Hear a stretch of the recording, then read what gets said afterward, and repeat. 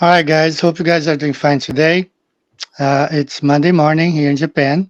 Today is May 15th, exactly 10:04 a.m. So it's a regular day, Monday morning, busy day in one of the. Uh, this is the third city, largest city in Japan. I live about 20 minutes from Nagoya. So Nagoya City is the third largest city in Japan after Osaka, and then number one is Tokyo, of course. So I want to say hello to everyone in the chat. Yeah, I'll be taking some questions today. So feel free. I'm going to present what I have to present, and then I'm going to be answering some questions. So good morning, everyone. Good morning to Missouri, hi, Denmark, Minnesota, and Rune Thorsten. Thank you. Hey, Rethink. Hello, everyone. Hello, everybody in the chat. Big shout out. So we're going to be covering some topics today, and I'm going to go ahead and get started with this. Let me share my screen. So I don't know if you have seen this stuff. It's on the news now. Weird balloon circling in the southern hemisphere isn't a spycraft. It's NASA's newest telescope.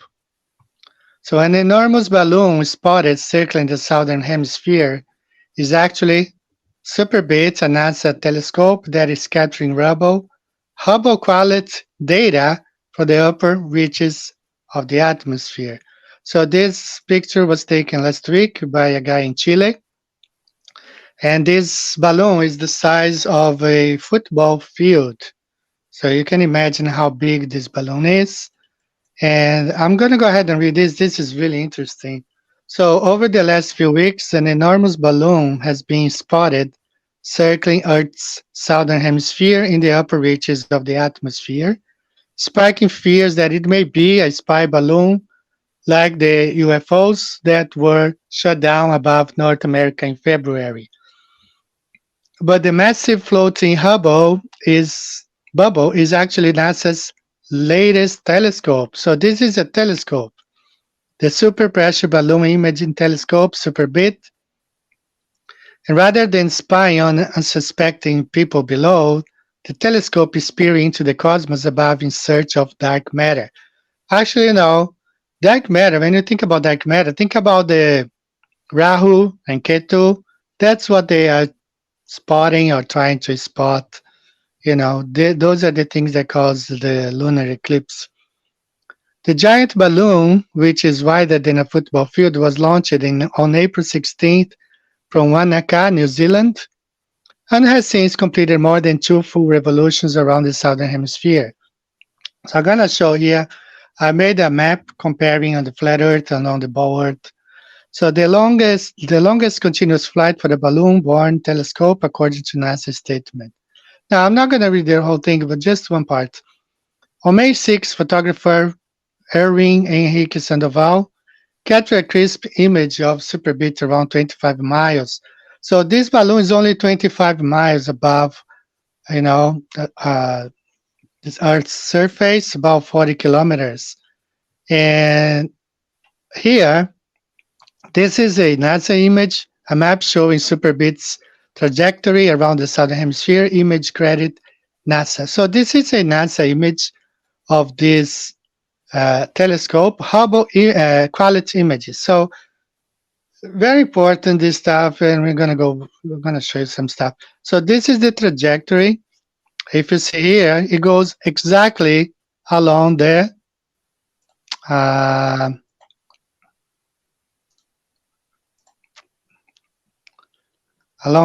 jet streams. Okay, so this is New Zealand right here. So they released the balloon, and the balloon is circling around the Earth along with the jet stream. Okay, and it has already gone twice around. Okay, so going back to the image, they go around here, and it has gone twice, right? So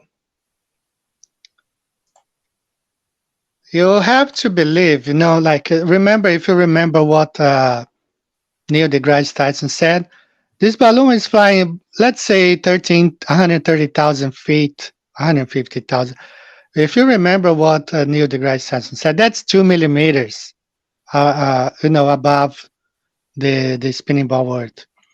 And they're trying to see supernovas and dark matters, stuff that it's 170,000 light years away. So 2 millimeters, it would make no difference, okay? It would make no difference at all. But they're not really looking at stuff that's 170,000 light years away. They're looking at stuff much closer. So this is the trajectory of the balloon on the flat Earth. I did this. The left, New Zealand, 1 revolution. And then the red line is the second revolution. Okay, about the same thing. You can see it's going with the jet streams. Right? And here it's what's going on. The balloon is circling, and the stars are right above. Okay, they are not millions, 170,000 light years away. Okay, so this is what's going on. All right, and I want to, really important here on my channel, I don't know how many of you have watched this video here. The classified documents prove all satellites are balloon. Was a video made by Robert Bassano a couple years ago. You have to watch this video, okay? You have to since the late 1950s they have been releasing balloons, and up to this news it just came out last week. So this is there's a lot of cussing, f words, but it's worth watching. Really important video, all right? So I just want to share this with you. This is the trajectory of this balloon up above the flat Earth.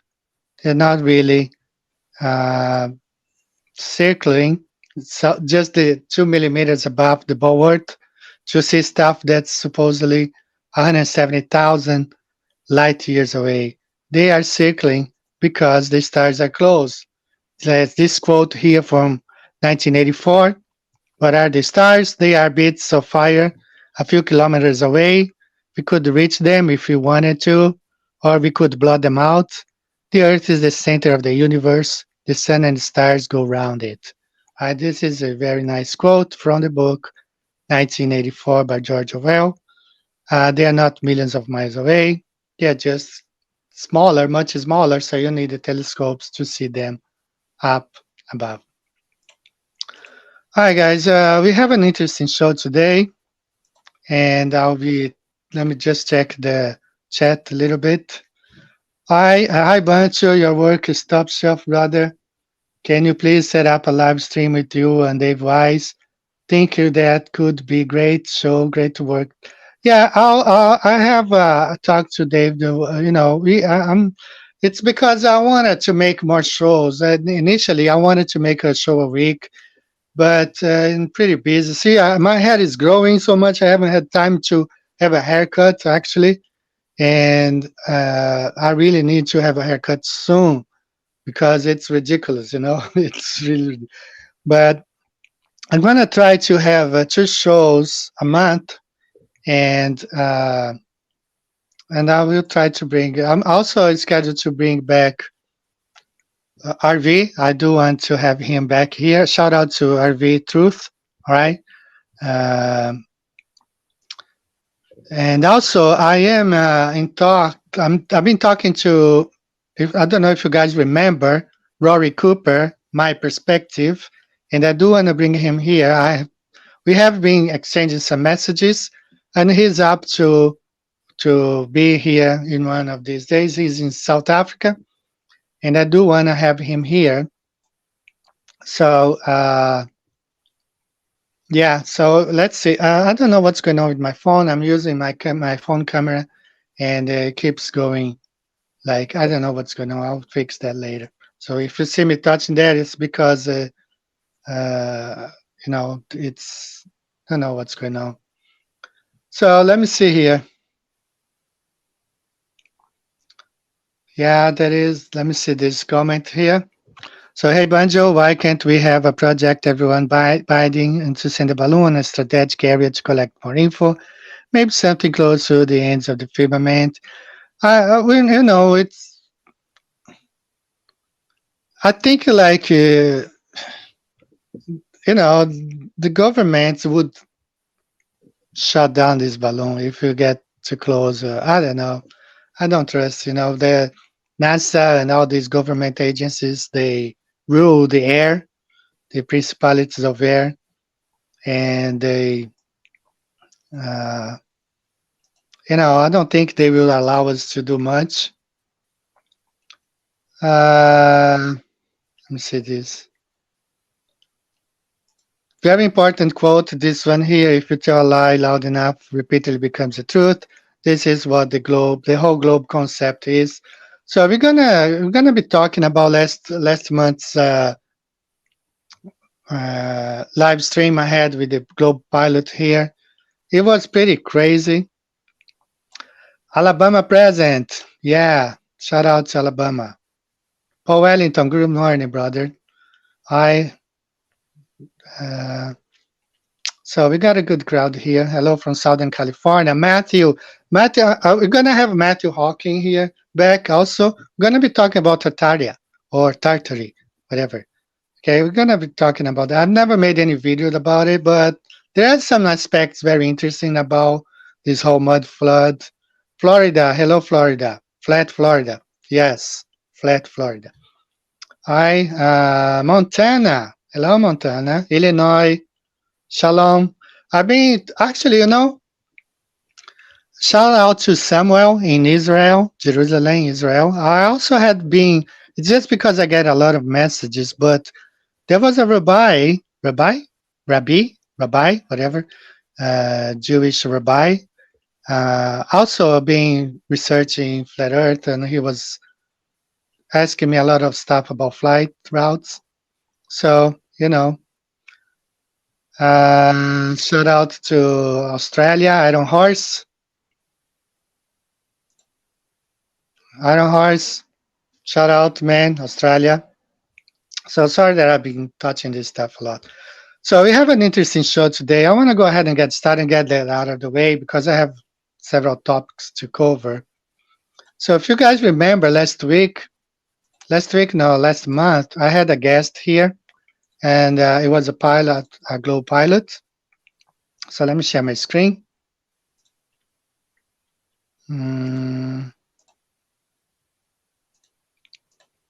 So I had a globe pilot here. Oh, let me hide the comment. Sorry, I have to hide for a minute so I can share my screen. So I had a globe pilot here, and it didn't turn out really well. Okay, so here in Japan there is a saying that goes like this: a frog in a well knows nothing of the sea. So I want to apologize to everyone who were here, everybody who was here, because my guest was a little bit unruly, and I understand. I was once a glober, and as when I was a glober, I was extremely arrogant. I went to Brazil back in the 90s. I had already been to the US, but NASA, all that stuff. And then when I went to the US, when I went to Brazil, I met a guy who was talking about the moon landing, how fake it was and everything he was explaining. And I was extremely arrogant, because I had already been to NASA, seen all that stuff. And I was extremely arrogant towards that guy because I was a glober. Now I have, 20, 30, that was 95. I don't know, almost 30 years later.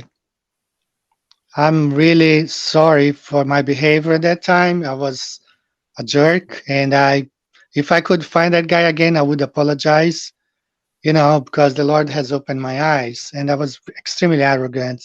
So I'm not going to say anything bad about him. Perhaps the Lord will open his eyes. I don't know. But I do want to go over some stuff. So I apologize. Many people were not able to watch the show. I was like with that show, that debate with Dave DeWise and Professor Dave. I was not. I got 10 minutes only, and I had to stop. I couldn't stand watching Professor Dave. So some people don't realize that their behavior, instead of attracting people, it repulses people, And unfortunately, I was interrupted several times. So I'm going to cover some of the stuff we did last time. So first of all, you need to understand that heliocentric model is a mixture between a political system and a religion. That's how they conquered Asia. All right, they sent the missionaries, which were not missionaries. Rome sent astronomers to China, to Japan. So Japan, I expelled all those Jesuits. All right, Japan had wanted nothing to do with heliocentric model, and China didn't want to have anything to do with them. But in China, they provoked wars. They divided. They brought the Opium Wars, and finally, in 1903, China adopted the heliocentric model. But everywhere else, heliocentric model, it's really a mixture of political system and religion. And they use, just like any party, they do every means possible to stay in power. And heliocentric model is not different. They do anything. You see, like a lot of, what do nations do when they want to make other nations to comply? First thing they do the economic sanctions, all right? So this is what we flat earthers are going through right now. They remove our ability to monetize our videos.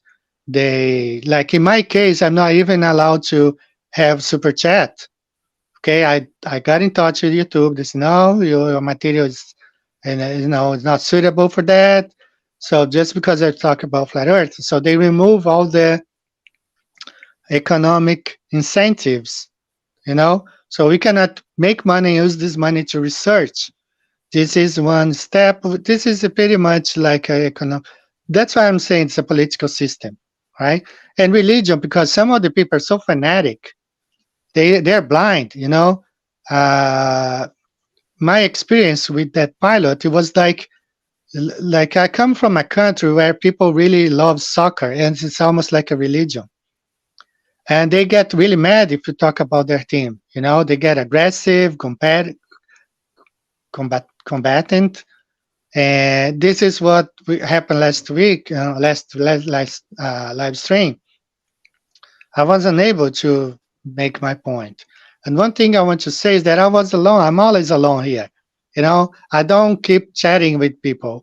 Well, on the other hand, he brought a whole bunch of ballers. He brought MC Toon and a whole bunch of guys, And so it was like me and 10 or 15 guys. But anyway, okay. I mean, I don't know. The guy is only 50 years old or so. Who knows what's going to happen 10 years from today, 15 years, 20 years? The God operating in my life, He may operate in somebody else's life too. So just to illustrate what I'm saying here, the heliocentric model is a mixture between a political system and religion. Please pay attention, take a listen to this video right here. It goes without having to say that every culture has described the Earth as being flat and motionless. I was only able to cover a handful of these ancient world descriptions in this episode, but it must be noted that nearly all of these beliefs, with the exceptions of those absorbed and bastardized by the Church of Rome, have been hunted down and suppressed worldwide, with the surviving of these descriptions written off by their own institutions as either figurative or ancient ignorance. While the colonialists and missionaries of the European empires were of course all formally dispatched by their respective monarchs, they were all under the thumb of the brotherhoods operating from beneath the Vatican. In reality, there is only this one empire in the world today. Of course, they began by clearing out the Library of Egypt and burning down the building. In Scandinavia, natives who didn't renounce their beliefs were shackled to rocks in bays and left to drown as the tides slowly ebbed in. Once the British established their standards in India, holy men, Ayurvedic doctors, and even just ordinary people who refused to wage work were rounded up and put in the very first insane asylums. The Chinese were so well versed in the knowledge of the earth and spirituality that it took the Jesuit spies years of scheming in order to devise plans that would ultimately displace traditional Chinese philosophy with Western science and ultimately communism, not to mention having pushed opium on the people for decades. Now, the first person credited as describing the ball Earth in orbit around the Sun was Pythagoras of Samos, to whose school Freemasonry traces their origins, and whose idea wasn't even able to convince the populace until it curiously resurfaced 2,000 years later, shortly after the supposed discovery of the New World, when the Vatican vehemently began to displace original cultures worldwide. So investigate the subject for yourself and ask questions.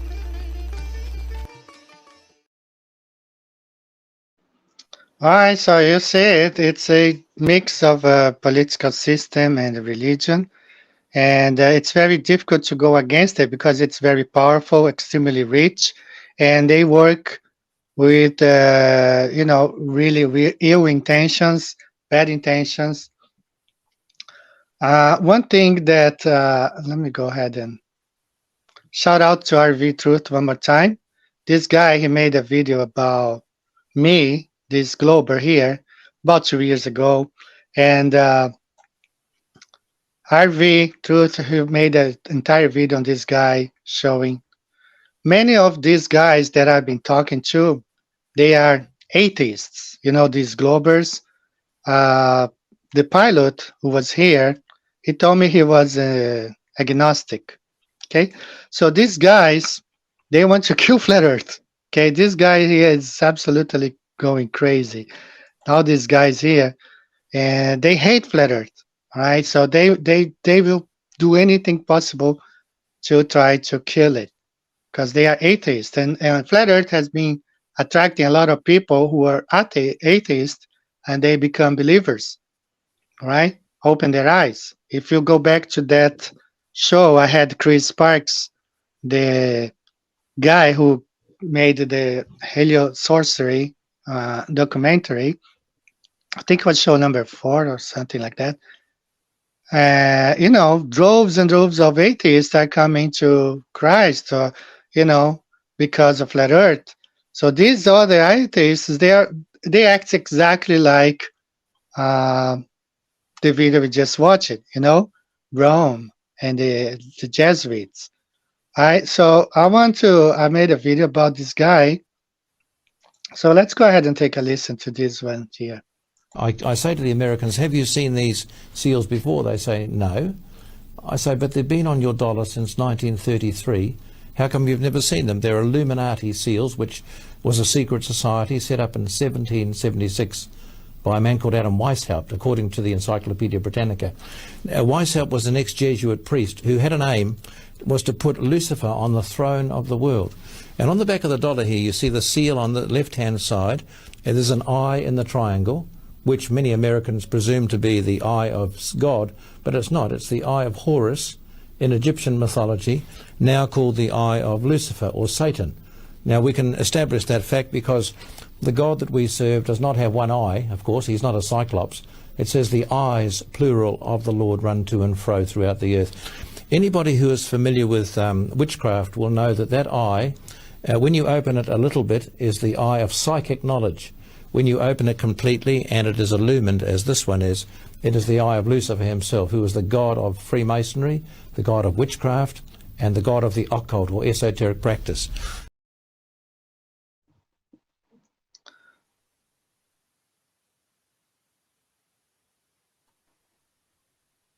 All right, you saw there. So let's continue. This guy, you know, many of those globers, they are Satanists. You know, even Charles Darwin, which is the one who, you know, proposed evolution, he was a secret in secret societies as well. So, you know, so a couple of things that we did last before that show with the pilot. 1 week before, I sent him a message displaying how the show was going to be. You know, you guys have been with me. You know, my show is 75 minutes. I try not to go much more than that because it's Monday morning here. I have delivery guys sometimes knocking on my door. I have messages like right now while I'm using my phone. I see messages from parents, students, all that stuff. So it's a busy day for me. Okay. And so that's why I extended the show to 90 minutes, even though, you know, to me it's too much. And I said 5 minutes intro, 5 minutes closing time, 40 minutes each. I'll do my presentation, you do your presentation. You know, friendly. I received the guy very friendly. I gave him a very warm welcome, as I do with with all my guests. And it turned out really bad. And I saw some red flags. He asked me questions on Messenger, but he didn't really address the questions I made for him. He would ask me back the same question. He invited me to go live with his friends. I didn't know his friends is Fight the Flat Earth, MC2, and who knows who else. All right. So, like, this is an example here. I asked him, do you fly backwards when flying from Jacksonville, Florida to San Diego? And he doesn't answer. He just asked me back, why would we fly backwards? Well, the answer is right here, because Earth is rotating 1,040 miles per hour from west to east, and then you're flying from east to west, you have to be flying backwards, right? This is, this is the situation. If you're trying to fly from east to west on a board, you are flying backwards. Okay. All right. And so you have here two pilots. They both have two different. Okay. The mentor pilot, he said the Earth is spinning under the airplane. And Robert G., the pilot who was here, he said his airplane flies with the ball. Okay, so he is illustrating what's going on with these two guys. All right, one says the Earth spins under the airplane. The other one says the airplane is flying backwards with the spin of the Earth. And this is to show you that this is really what the mentor pilot said. Let me show here his video where he says that. I got it here somewhere. I don't know where it is. Right here. But there are other drifts as well. Remember how we talked about the fact that the Earth was rotating and that the IRSs could feel that rotational speed? Well, as the aircraft gets airborne, the Earth will still be rotating under it. And if you're traveling in a north-southerly direction, the Earth will rotate below you as well, and the way that you fly, even though it looks like a straight line over the Earth's surface, since the Earth is constantly rotating, it means that the aircraft is also kind of constantly turning. Ladies and gentlemen, this is your captain speaking. It looks like we have forgotten to calculate the 1,000 mile per hour spin underneath us as we fly from LA to New York.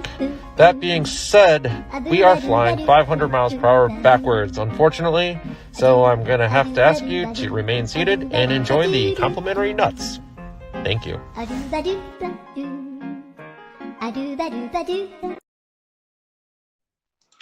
All right, so you have there two contradicting viewpoints. One pilot says, "Oh, my airplane is flying backwards with the Earth."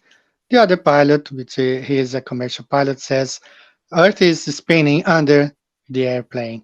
Right, so it makes no sense. Let me go ahead and check the comments real quick. So let me hide my screen for a minute and just read some of the messages here. So some questions. What's Aurora Borealis? I think the book of Revelation has a description of the throne of God. It has the same colors, the green color, the red color.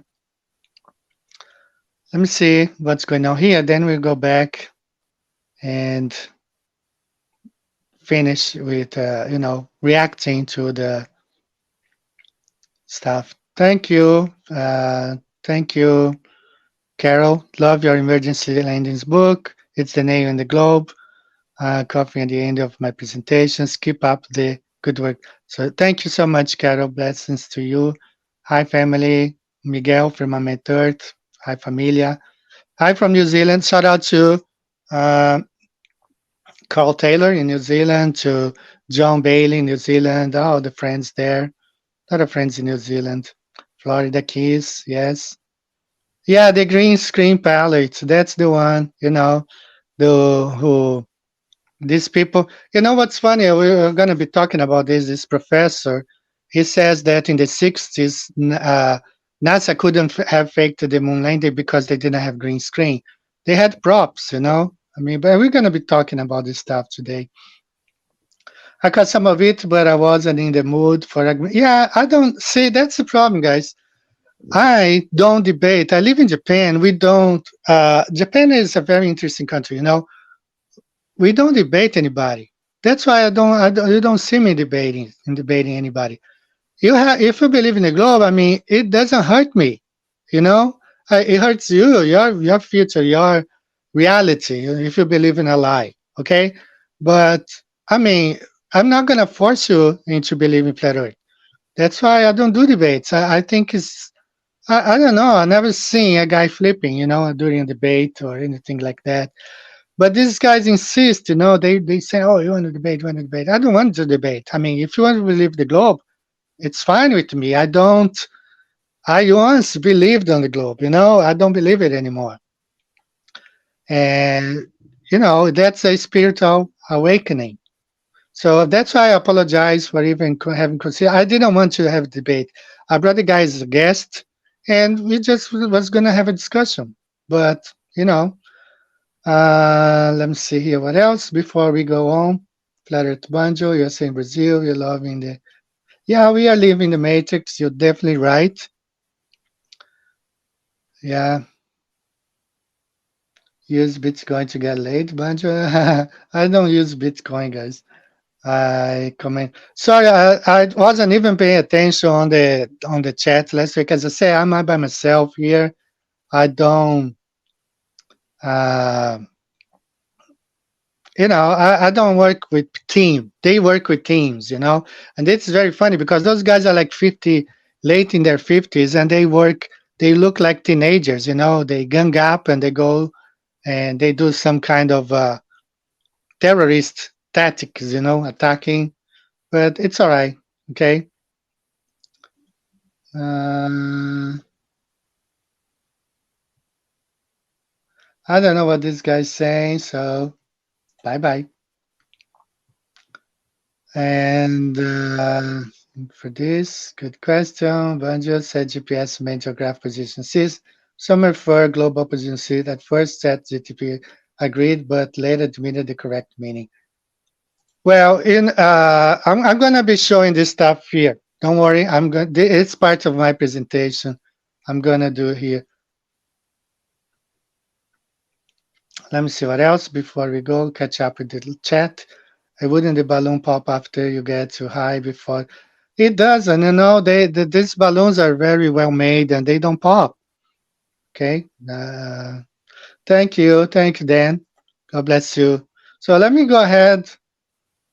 Yeah, Hades. Those are you said it exactly. Hades. Those guys are not atheists. Yeah, Hades. So much hate, guys. If you can imagine, like when we finished the show, I got emails, I got people message requests, all hate messages, name calling, insults. And if you go to the comments on that show, I had to remove all of the globe comments, the globers, because it was insult. I mean, it's terrible, man. I don't know what's going on. So I think we caught up here. I'm sorry if I am jumping over. Seattle Green. Shout out to you, Seattle Green.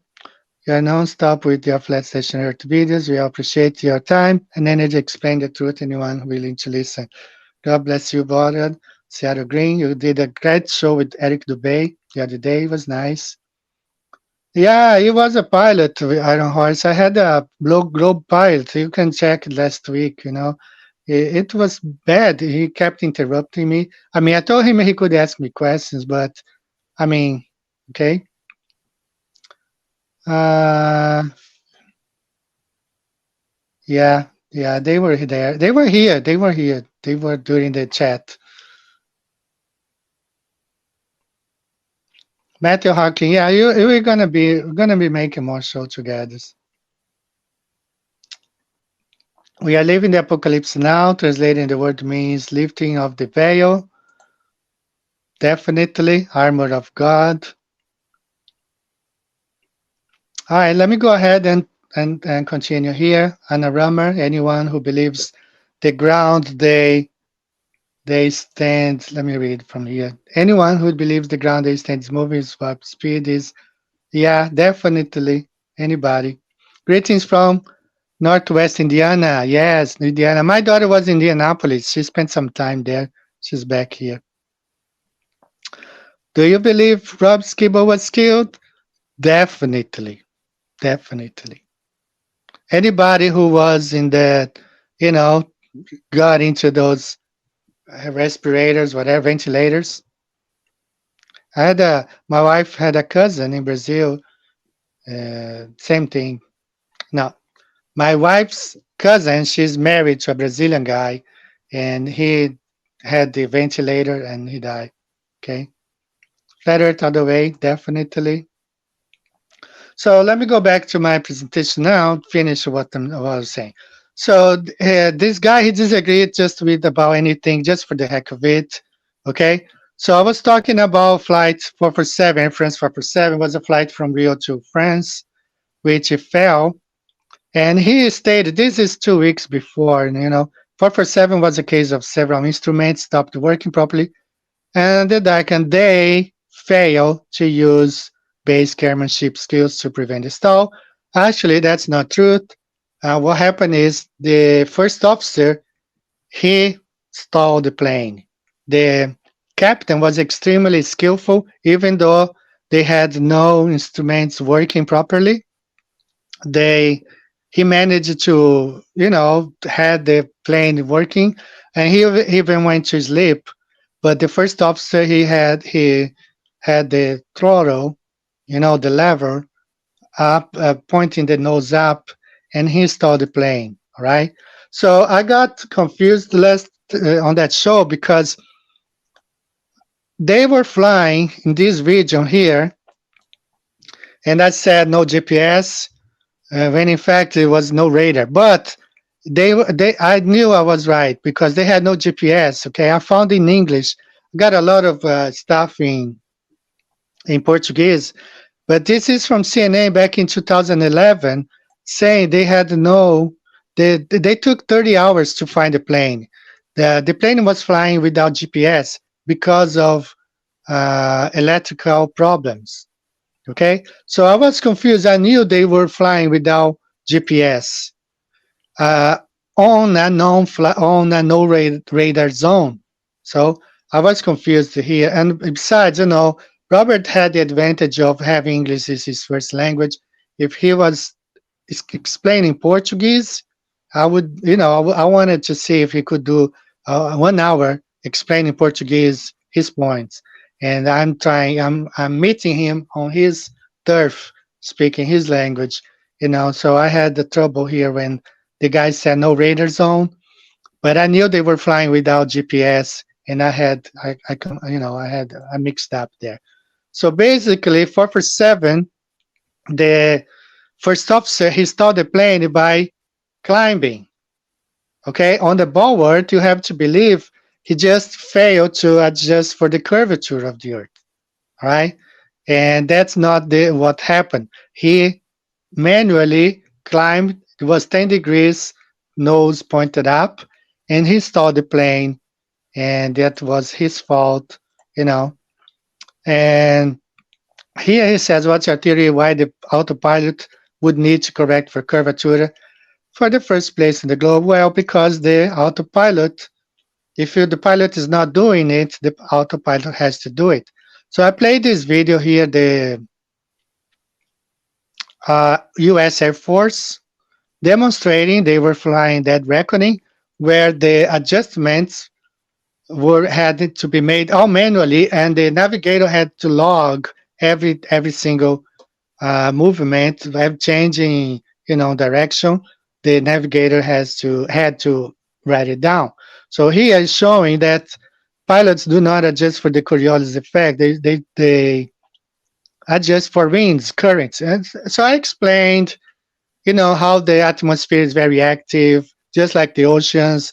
The ship is thrown from one side to another, and the submarine is also thrown, of course, because of the currents. Same thing in the air. All right.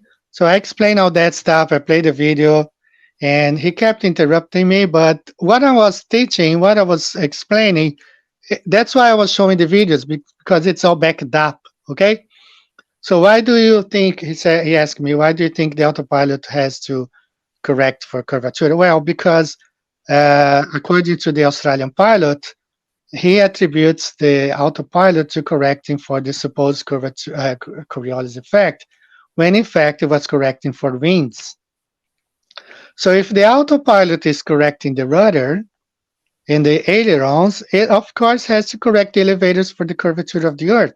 All right, you cannot be flying on a ball and following the curvature of the Earth and not having this correction. It's impossible. Okay, and he kept interrupting me on this stuff. So he used his credentials, and he was like, "Oh, are you a pilot? You're a pilot." So he's basically using his credentials to support the lie of heliocentrism. So throughout history, people. Sorry, guys, I thought I was sharing my screen. I'm not even sharing my screen. Uh, so let me go back a couple of slides here. Okay, I was talking about this one here. The amount of corrections. If you're flying around the ball, you do have to adjust for curvature manually. If you fly manually, if you're not, the autopilot has to do it, because if the autopilot is correcting the rudder for wind directions, and the ailerons for roll, he has to be correcting the elevators for pitching the nose up or down. And going back here, sorry, the whole time I thought that I had my sharing screen. So this is a CNN article back in 2011 showing that the Air France 447 was flying without GPS. Took 30 hours for them to find the plane, but the reason is because they had electrical problems. GPS wasn't working. So during that live stream, I knew they were flying without GPS, and I had confused because the video says no radar. Yeah, they were flying with a no radar zone without GPS. So imagine, they had to be flying all manually that flight. So it demonstrates that the reason for stalling the airplane was because the first officer, he pitched it up, he climbed it, and he stalled the plane. It wasn't the case that he was just failing to adjust for the curvature of the Earth. All right. So he says here, and I covered this stuff. I want to go ahead and go. So throughout history, people with credentials have been put into key positions to support and give credibility to hoaxes and lies. All right, so how many times we see that, if you guys remember this guy here, this is really sad because this guy was interviewed the day the tower number 7 fell, and he was giving an account of everything that happened. And later he said, he met some PhDs and stuff like that, people with more authority, telling him that what he saw, it wasn't really what he saw. And later he had to change his story, and he ended up being killed. So they always use people with authority to reinforce the lie. Okay, they use people with PhD, lab coats, and I don't know why, guys. You guys in the US, especially in the US, they always use some kind of CGI to deceive the world. In this case here, you have a 4-star general, Colin Powell, and who knows how many more PhDs you had, and people with skillfully designing this CGI here just to deceive the world.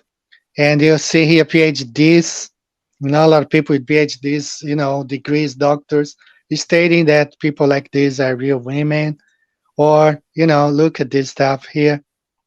I mean, they use people with authority, with credentials, saying that how many PhDs are defending this stuff right now? A lot. Okay. Did you guys see this stuff here? Like, they removed the Bible from school, prayer from school. They removed the 10 Commandments from a courthouse in Alabama. And this is what's going on. This is a school in Colorado. Okay. They bring the Baphomet. They're teaching witchcraft, to kids. I mean, what's going on, guys? What's going on? Okay, you have all these PhDs, the same people who are defending heliocentric model. Okay, how many PhDs are defending this is really the good thing, Carl, shout out to Carl in New Zealand, Carl Taylor. All right, so they use a lot of PhDs. This is the one of the Honda guys here in Japan. EVs are a scam. They're scamming people with the PhDs, degrees, and all that stuff. You see here, airlines luggage weight scan. This is terrible. This lady was putting her knee there so you could wait more and they charge more. You're talking about, this is sad, this is sad. This is a lot of people do that for money, Mainly money makes the world go round, money makes the earth a ball. All right. So let me talk about this real quick. Changing meaning of words. So the GPS stuff. So since the sextant was invented by Bu Mahmud Al-Kun Junji in 9940 AD, GP had always been known as the geographic position or ground point. Geographical positional system. It had always been, And heliocentrists changed geographical to globe, changing the meaning of words to support the ball earth belief. And they do it with more stuff.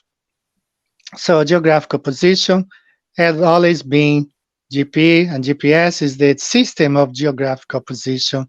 It was changed to globe to fit the globe narrative, okay? So where else do we see this changing of words to support the globe? Here, you see this, they, them. All right, this is globe believers, atheists, changing words to fit their narrative, okay? You see this police officer, you can call him he or him, but this one, you have to call him they or them, okay? Changing, but I'm afraid that just as Eve was deceived by the serpent's cunning, your minds may somehow be led astray from your sincere and pure devotion to Christ. So they change, stuff just like Eve, the serpent in the garden changed. Oh no, if God didn't say that you're gonna die, they changed the meaning of words. If you watched my video on Atlas holding up the firmament, and Globers changed the whole story. The whole story has been changed to support the heliocentric model. Now you have Atlas in space, floating in space, holding up the ball earth. Right? Pretty ridiculous. Another thing here, firmament, they changed the rakia, the solid, to sky, expanse, or space. Plates, in my language, Portuguese, which is a Latin language, we call placas, okay, tectonic placas. Placas always meant something flat, okay, but on the globe, plates means like, and I was even going to call like an egg has shells, right? When you break an egg, you have shells, piece of shells. So why do you use the word placa, which means flat, when referring to the tectonic plates? So those plates has to be flat, because if Earth was a ball, you cannot call them placas or plates, because in Portuguese, placas means something flat, not shell like an egg. Okay, but Globers changed the meaning of words to support their lies. All right. Now, one thing that perhaps the pilot should have spent time with, it's telling us, he's an American, telling the world the contribution to science made by the ISS, which we don't find any. All right. And I want to shout out to GeoShifter. And I have a video here by him. Let me find here real quick. ISS, where is it? Got a whole bunch of videos here prepared. And I want to play some Jim Brewer here just for the laughs. Okay, take a listen to this video here. Hello my friends, good news, look what I've got. It's the page from the European Space Agency, all the scientific research they did on the International Space Station. This is awesome, today is the day I can finally prove that NASA and ESA is doing science in space. Look at the amount of links, all experiments. So let's check it out, let's start with the first one.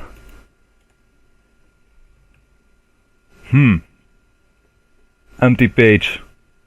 That's probably a coincidence. Let's look at the second one. Oh, it's an empty page again. Maybe the third one. You know what? I will check out all these links. I'm not gonna keep you waiting, and if I find anything, I'll get back to you. One eternity later. I'm at the end of the page. I clicked on every single link and they all go to an empty page. Every single link. The only few links that are working are some of the references in the bottom. So let's check it out. Well, this one is not working. Let's try another one.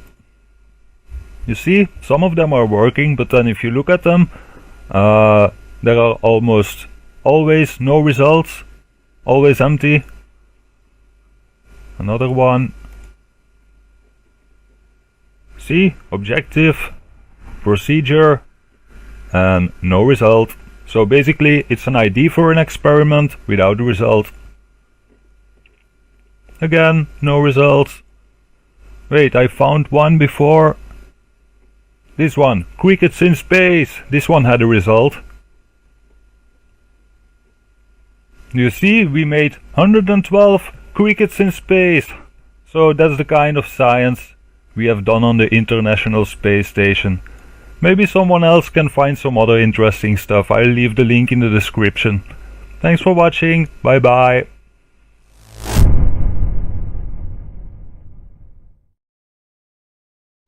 Alright, so you see no real science, so he should have spent his 40 minutes here or 60 telling the world as an American, okay, this is what my country, my agency has contributed with this ISS over there. Billions and billions of dollars spent, not a single benefit to mankind. All search for the ISS contributions to nil, nothing, complete fake and deception. This is, if you remember this video here, this is what I was saying. The professor, one of the professors, I'm going to show him today. He was saying, oh, back in the 60s, they didn't fake. They couldn't fake because there was no CGI. Actually, if you do a research, in the 50s and 40s, they were making movies with lots of CGIs, but also they had props like this, right? And I have this. Look at this stuff, guys. This is if I hadn't seen these hands here, I would tell this is real. All right, because I'm from Brazil. We have Mediterranean style houses. It looks exactly like these ones right here. Okay, look what these guys do. And this guy here with the little car, I mean, he makes some pictures. It looks so real. It looks extremely real. Look at this stuff here, right? All you can do with props, like models. But that's what they did back in the 60s. Shout out to Vic Adraziv. He had a video recently with them working on a big giant moon. Stuff looks so real. Look at this stuff right here. Right? And the next video is even amazing. This one here. I thought when I saw those dips were real, because in Amazon they had this camel trophy race, but these are all, toys. They look so real, extremely real. And this one here from the movie, look at this stuff here from the movie with Tom Cruise, I forgot. Okay, look at that.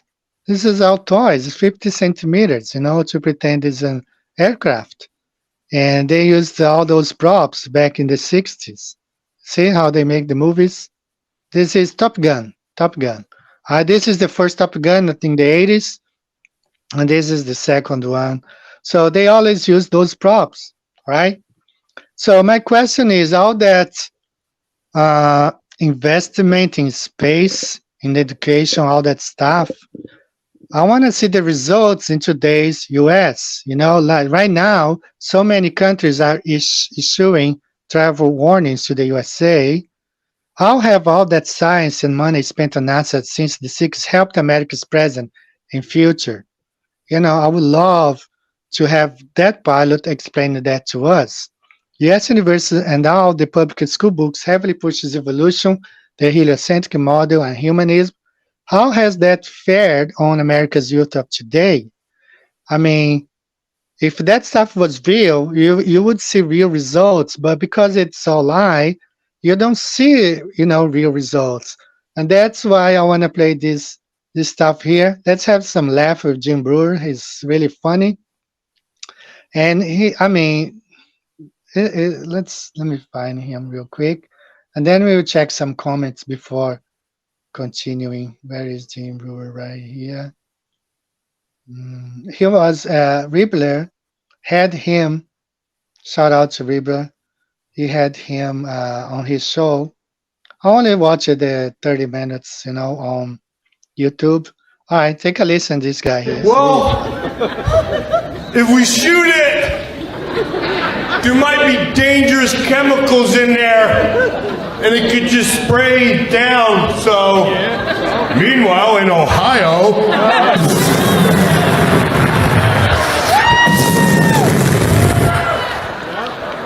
nothing to see here. Those fish always look like this time of year.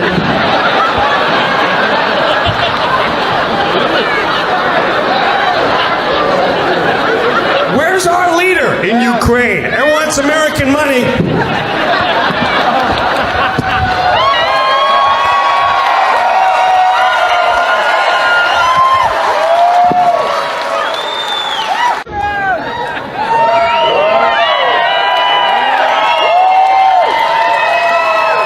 What an insult to our intelligence.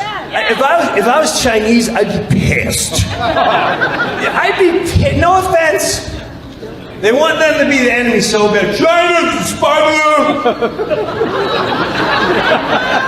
Can you imagine being in China going, they don't really believe this, do they? They can't be that stupid in U.S. They believe everything they hear. Come on. No, come on, baboon. Your phones are probably from China. Their kids graduate with master's degree when they're 8 years old. Our kids don't know if they're boys, if they're girls, if what they want to be. They're confused. They need hugs.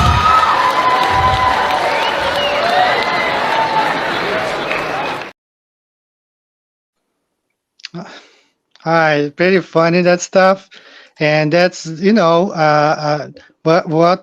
I can't see the results, of this, all this advancement in space program and science. We don't see this reflecting in the population because I don't think it's really there is any truth in it. It's all based on lies.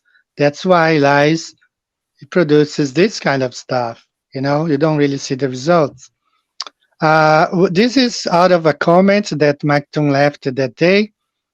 And the pilot brought, he made I think a travel from Taipei to the US flying over the ocean. And I told them, no, this is not how we fly. When we fly from the US to Japan, we see land.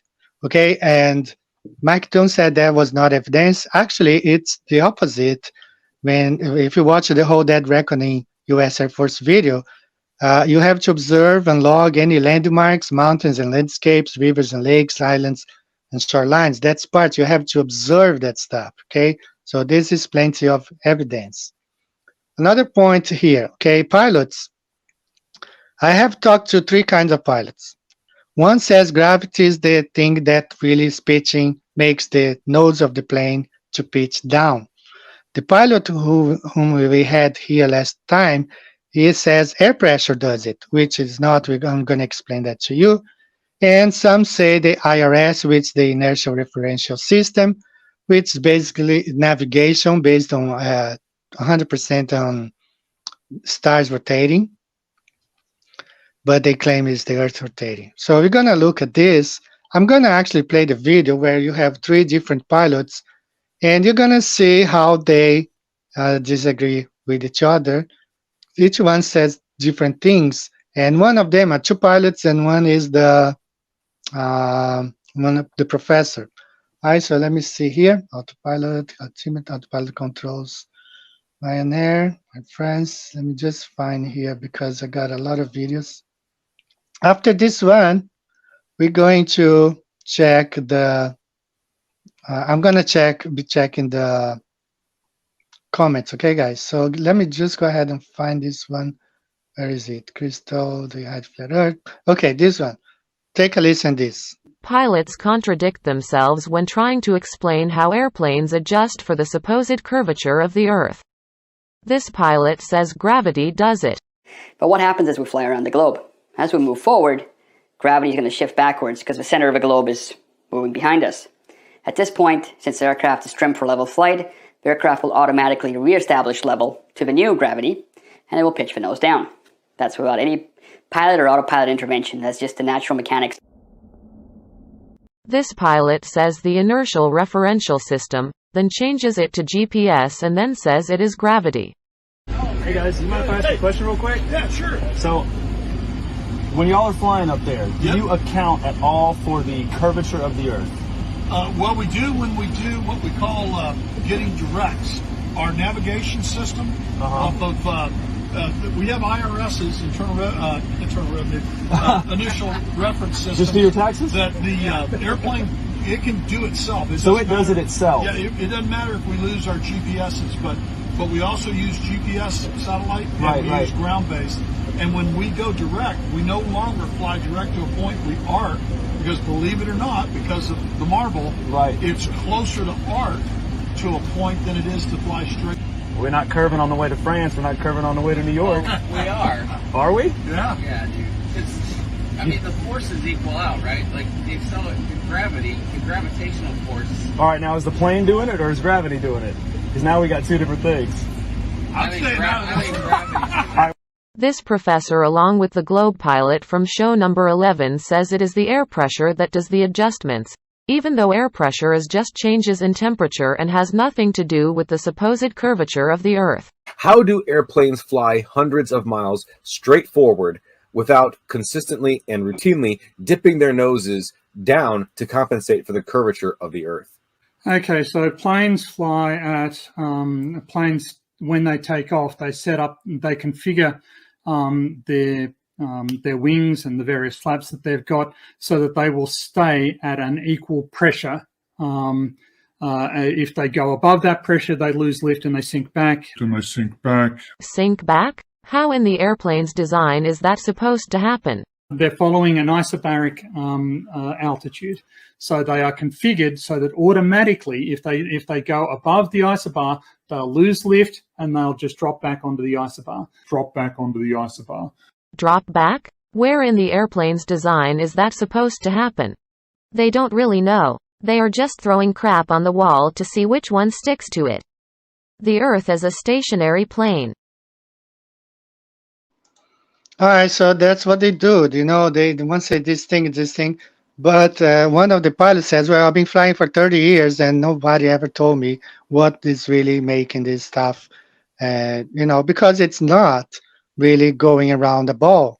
You know, the airplane flies straight and level on a flat plane.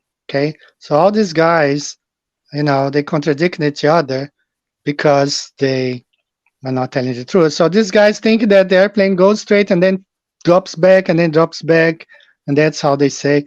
But you know, we have meetups. We had the last meetup here in Japan. We had an engineer.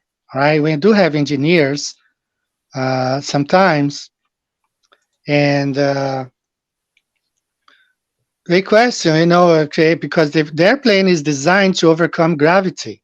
The forces equals out, and if gravity is greater than lift, the airplane goes down. So it has to equals out. Gravity has no power over an airplane that's flying, because if it's flying, it has overcome gravity. You know, so I don't know. These guys, I don't think they think much. So let's talk about this air pressure real quick. Air pressure is nothing more, nothing less than warmer air and cooler air. Okay, that's what causes air pressure. I'm not going to play the video, but you know, the pilot, he kept me interrupting me, silly questions like, we have the millibars here when you're flying at 5,000 feet, 10,000 feet, whatever. And oh yeah, what does that mean? I mean, it made no sense. But These isobaric bars, those are the temperature. This thing here, as I'm going to explain, air pressure may remain the same within a distance from 200 miles up to 2,000 miles, which means if an airplane is flying here, this may measure only 200 miles or sometimes up to 2,000 miles, as we're going to see here. Okay, when crossing the equator, the airplane may maintain the same air pressure for 1,000 miles. So where is the adjustment for the curvature? It doesn't make sense on the ball earth. But if when flying over the flat earth, crossing the equator, you fly 1,000 miles, 2,000 miles with the same air pressure because it's hot there. Where is the adjustments for the curvature, right? So there's none. Okay, so I know what I'm talking about. I'm not going to play this video, but one experiment he can do it to prove. He flies from Florida to this city in Texas. He adjusts, there are ways he can fly in true altitude, which is the height above mean sea level. When he takes off from Florida, he flies at 5,000 feet, and he flies his plane manually. He disengages the autopilot, he flies manually. He sets the altitude to 5,000 feet. If he arrives in Texas with the same altitude, Earth is flat. But if he arrives there, let's say 15,000 feet, 20,000 feet, Earth is a ball. So this is a simple test. He can do it himself to prove whether the Earth is a ball or not, okay?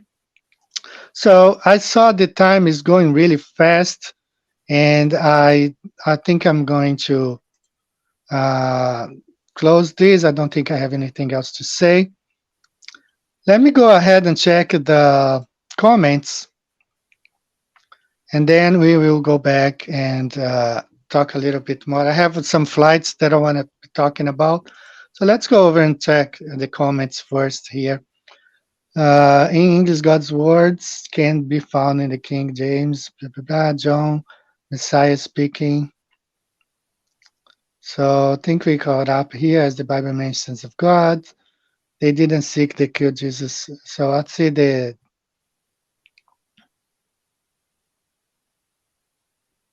well, I'm glad they're talking about other stuff here during the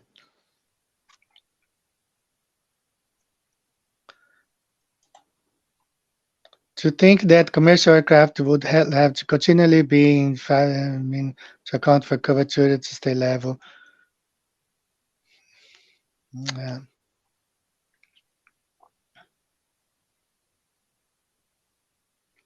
Yeah, so a lot of contradictions with these globe pilots. Hold on, my camera is, don't know what's going on here, guys. Okay, I'm back. All right, so let me finish this. I'm going to talk about some flights, okay? So someone told me about these flights from Japan to Tokyo to Europe. Okay, let me see here, Tokyo to Europe. Let's start with this Tokyo to Helsinki, JAL 47. And this is the way it's flying right now. Okay. Now, they can say that because of Russia, they are avoiding Russian airspace. That's why it's flying like this, right? On the, look here, Tokyo, you go all the way here, avoiding Russian airspace. And this is how it should look like on the flat Earth, Tokyo to Helsinki. But somehow it's flying this way here, which if that's the case, they're trying to avoid Russian airspace. It makes sense. But other flights, we were checking on flight radar, it just disappears, from the radar. Like when it leaves Japan, it disappears and then shows back when arriving here. So I don't think all the flights are being diverted away from Russian airspace. Some of them are. I don't know. This might be the case.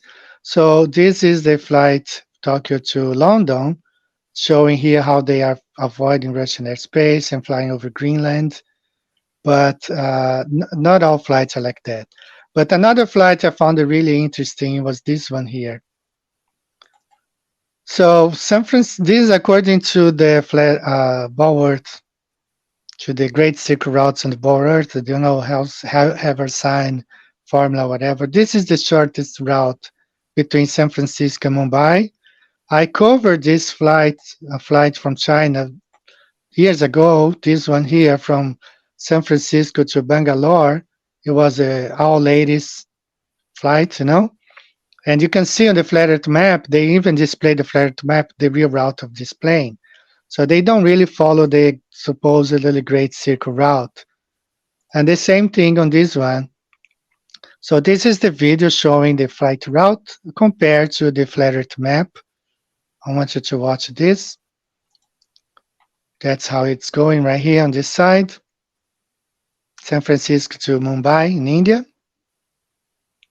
So you see how they fly from San Francisco. Okay, they go northeast and they arrive in Mumbai.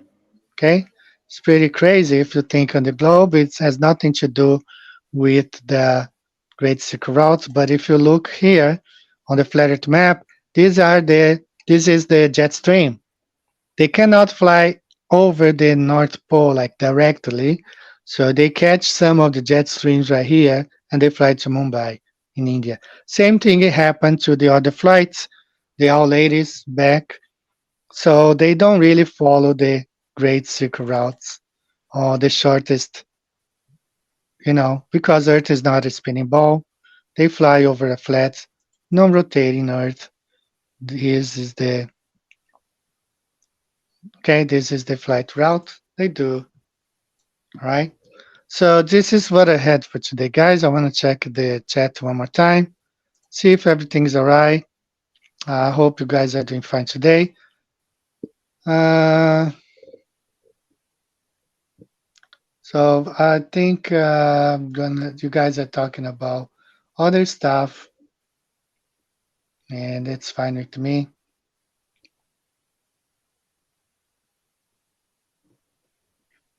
So this is trap. I think we caught up with this. Why they go around the North Circle? Well, this is because this is the North Pole and this is the jet stream. They cannot fly directly over the North Pole. They never fly. They always go around here. Okay, so if they avoid flying directly over the North Pole, so that's how they do. The flight from New York to Singapore, it does the same. It goes this way to Singapore and then flies this way here back to New York. Okay, they always go around this region right here. All right, so I cut a lot of stuff short. I had more videos to show, but it's fine, right? We have had fun.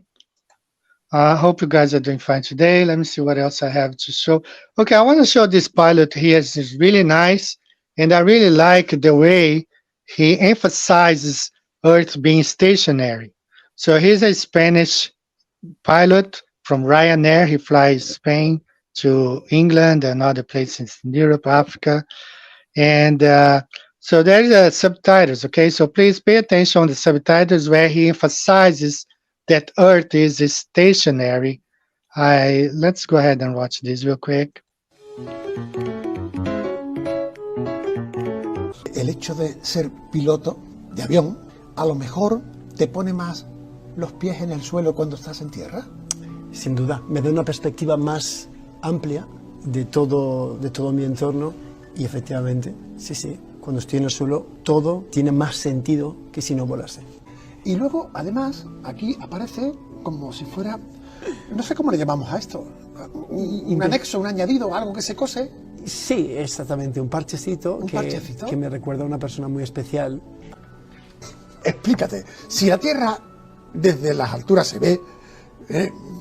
plana y estacionaria, se ve. ¿Plana? ¿Sí? ¿Y no tiene algo de achatamiento? ¿No se ve no? Eso es cuando ya nos vamos a la órbita, ¿no? La curvatura se ve cuando la cámara es de ojo de pez, como la que llevaba el que se tiró de Red Bull. Sí. Ahí sí que ves la curvatura, pero si la cámara es una cámara normal, se ve todo recto. ¿A cuántos permiten volar el máximo de altura? Normalmente volamos a lo máximo, el techo del avión es 41.000 pies, que son 12 kilómetros, 800 metros o algo así. Sí. Pero normalmente volamos a 35, 37, que ¿Y a esa son altura no se ve 10... la curvatura? No, hombre, no, según... a ver, yo he volado con el Lear a 47.000 pies, con el Lear del jet privado, que son unos 13 kilómetros, 600 o algo así, y tampoco. ¿Tierra plana? Sí, ¿por qué? Porque al margen de la forma geométrica de la Tierra, que puede ser un geoide, un globito o efectivamente plana y estacionaria, la tendencia de la Tierra plana es buscador de la verdad. Buscador de la verdad más allá de lo que me digan en Antena 3 o en Telecinco o en 4 o en la 1. Yo quiero saber qué hay detrás de quién paga la tinta, de quién paga esa iluminación, amigo. quién está detrás. Entonces, ellos no te lo van a decir nunca. Claro. Nunca te van a decir que han aprobado la nueva ley de seguridad nacional. Esto no te lo van a decir, ellos no. En el cual, si el de Estado declara un estado de emergencia, pueden hacer usufructo de ti y de tus bienes. Sí. Con 45 años, ¿cómo se mira el futuro? Uy, es que yo tengo muy claro que hay que disfrutar de cada segundo ahora. Es decir, estás en las alturas, o más allá de las alturas, pero con los pies muy bien puestos en el suelo, en la tierra. Yo creo que Por sí. eso la tierra es plana. Y estacionaria. Y estacionaria. Qué bueno. Excellent guy. I got in touch with him, but he's a busy guy. He flies a lot, and he has his own business as well. So this is the guy that we should have here someday, not somebody who will interrupt me. See the difference between a flat earth pilot and someone who can't let go of the ball, is attached, is really fanatic to the heliocentric model. And as I said in the beginning, a lot of Globers, they act like fanatics, like soccer fanatics or religious fanatics, where you cannot say anything against this patron saint or whatever. They get really angry and they act like a mob. Okay, that's what we had. And I deeply apologize, guys, for the behavior of my guest. But as I said, I was once really proud and really, there's a word for that. I forgot right now. Arrogant, yes, when I was a Glober. But, who knows? We don't know what the Lord has to us. So, guys, thank you so much for being here. My next guests, I plan to bring Roddy Cooper from South Africa, my perspective. I do plan to have another show of RV Truth. I plan to have Matthew Hawking back here. We're going to be talking about Tataria or Tartary or whatever. And I will try to bring David Wise as well. David Wise has, 1,000 shows or 2,000 shows already. He schedules lots of shows, but I'll see if I can bring him here. And always bringing news stuff for you guys. And, so thank you so much, guys, for being here. I'm going to close with a shout out to Dave J. Carroll. That's the closing song of today. We're going to be playing Dave J. Carroll song. And thank you so much, guys. I do appreciate you guys being here. Shout out to everybody who I couldn't be shouting out. And I'll see you the next time. Take good care of yourselves, your families. God bless all of you. Peace and love in the name of our Lord Jesus Christ. See you the next time, guys. Bye-bye.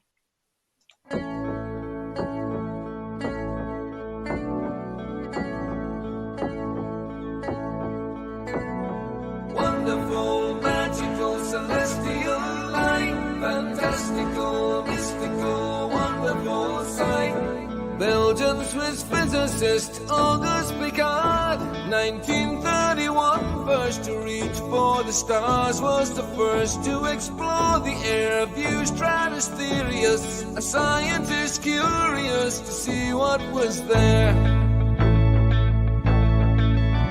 An aluminium black ball gondola, helium balloon, hydrogen with photos and instruments, sailed towards the moon, rose in just half an hour, 52,000 feet, 10 miles of depth air pressure.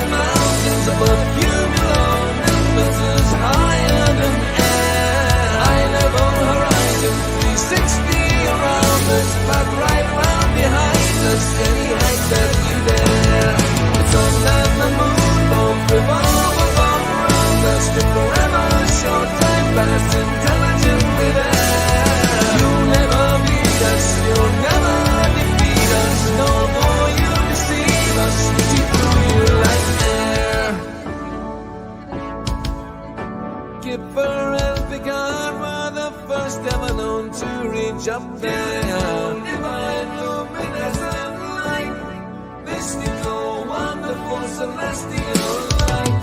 So what was their eternal testimony? What did they report back to humanity? Said it seemed like a flat disk far as eyes can see, with an upturned edge fading into infinity.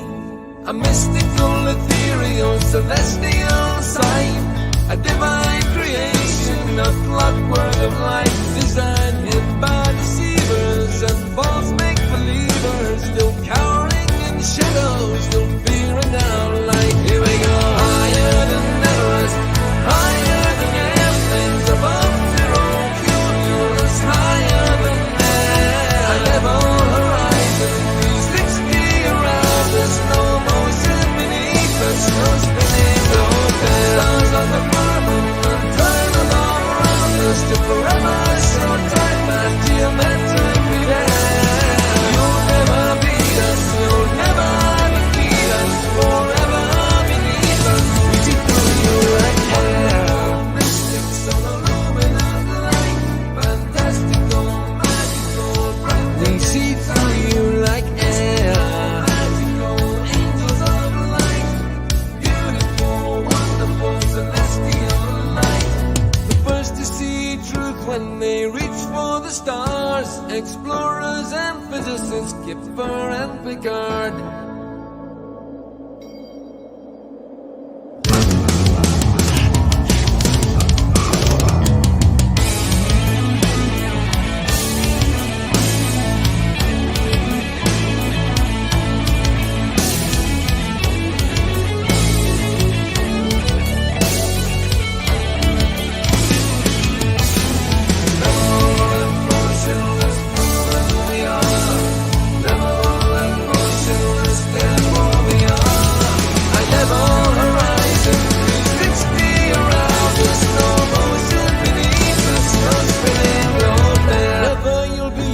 Never you'll defeat us, forever beneath us. We see through you like air.